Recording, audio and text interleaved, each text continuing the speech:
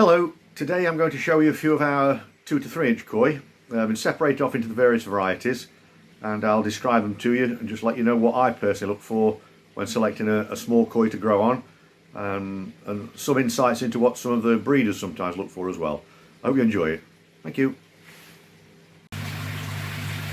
Okay, the first one I picked out are just a few Sankey. Obviously development of Sankey is quite a thing to see. They look grubby little fish at first, nothing much to them, but you generally pick them with a lighter coloured head and then they start developing. They're a black fry and then they have a light coloured head, and from there you see all the 3 colours develop. So when you're selecting them out, you're looking for the 3 colours initially, and as they get bigger you're then after things like the little white nose on them. That's a good thing to select for. But the 3 colours are initially the main thing. You do get some showers out of it as well, but Sankey are the main thing that you're looking for out of these. These are quite a nice little selection. And we'll just move on to the next type shortly. Okay, the next little 2 to 3s are going to have a look at a few Kohaku, which is a red and white koi.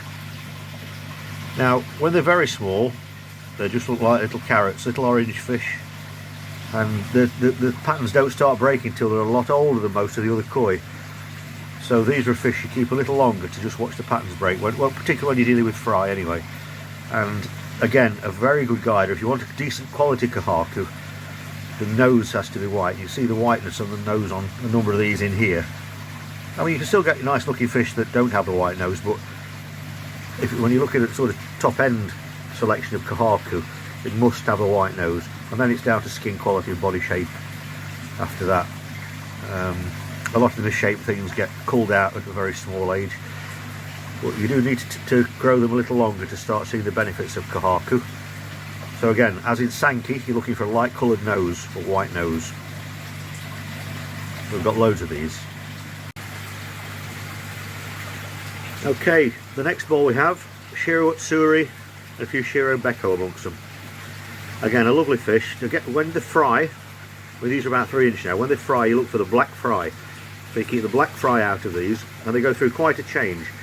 They go from black to sort of a patchy white and black, and then some will go all white, but then the patterns will start coming back through them. They really do alter quite drastically until they get 4 or 5 inch long really.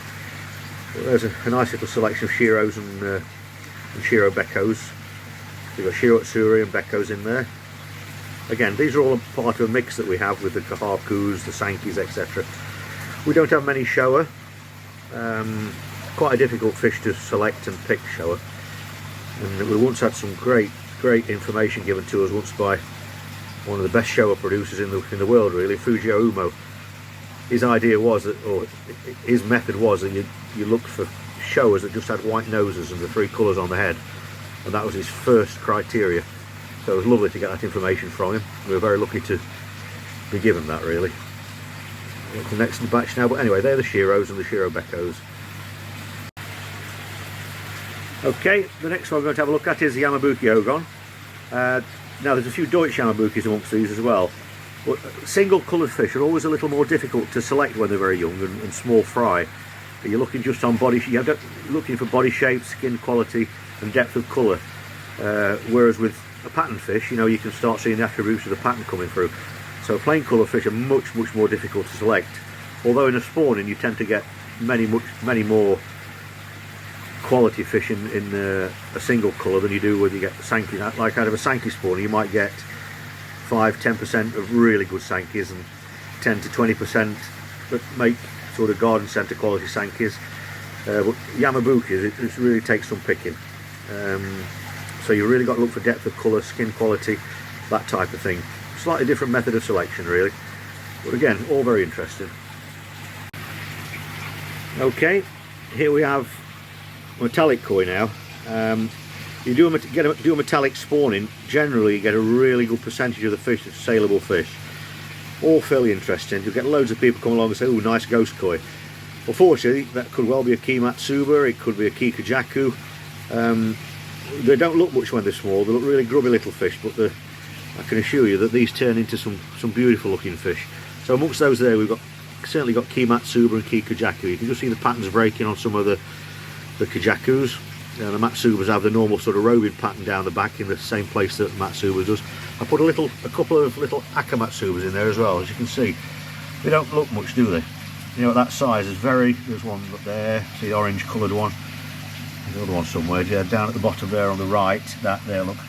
They become beautiful Akamatsubas when they're bigger, but they look nothing when they're small. And most people will just call these ghost koi, but you know, you don't really notice Kajaku. Kajaku improve as they get bigger. You can't really tell they're going to be good Kajaku until they're 3 or 4 inch long. The same with Kikujakus, they don't look much at this size, but as they develop, they change quite drastically. And an interesting fish to produce, actually. A really interesting fish to watch grow. And as I said, with metallics, you always get a decent looking fish in your pond. A metallic, and the first thing you look for is in the fins is the metallic in the fins when they're very small. You know, when they're sort of 12-15 mil long, all you can see on them really is this little shiny little pectoral fins on them, and that's how you select those out. This is just a little selection of them all together, the smaller fish that we do, but you can come and select them, so you can pick Sankey out or Yamabuki out, and we do these at 6 for £25. So as I said, you're quite welcome to come and select.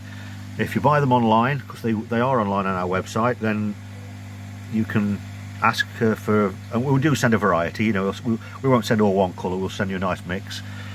That just hopefully just gives you an idea of what our smaller fish like. Make great grow-ons for over the winter, or between now and the end of summer if you get them to a nice size and get them into the outside pond.